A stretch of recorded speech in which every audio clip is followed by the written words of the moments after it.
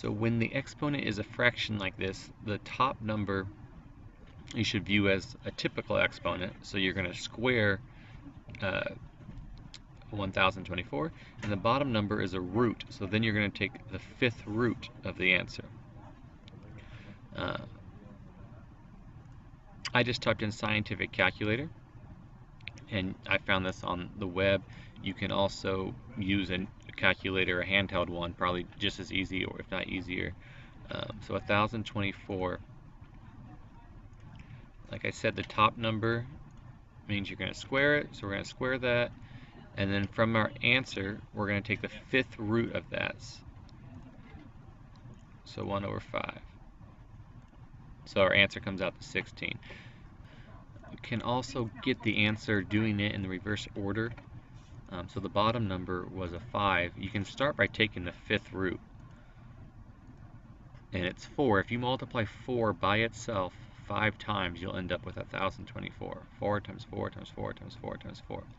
So 4 is the fifth root, and then the top number was a 2. So we found the root, and now let's go ahead and square that, and 16 is the answer. So I showed it to you broken down in steps there, so you can really see how it's your exponent, a normal exponent for the top number, and then a root for the bottom number.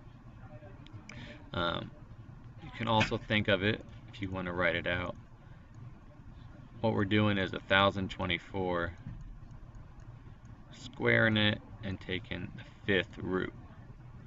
That's the same as what we had there, with a 2 as the exponent and 5 underneath.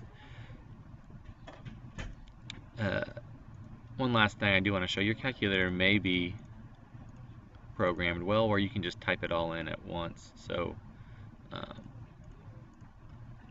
you take it to the 2/5 exponent and you get 16.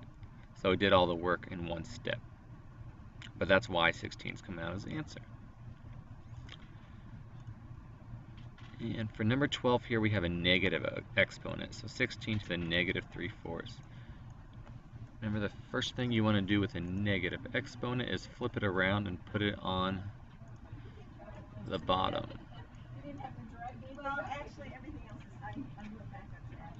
And when you put it on the bottom, it becomes a positive exponent. So instead of 16 to the negative 3/4, we have 1 over 16 to the positive 3/4. And just like in the last problem, you can think of this as 16 to the third, and then you're going to take the fourth root. And you can do that all on a calculator. You can also do those steps in reverse order. You can take the fourth root first, and this is one I know. 2 times 2 times 2 times 2 is 16. So the fourth root of 16 is 2, and then I'm going to raise that answer to the third power, and it's going to give me 8. So I'm going to get 1/8.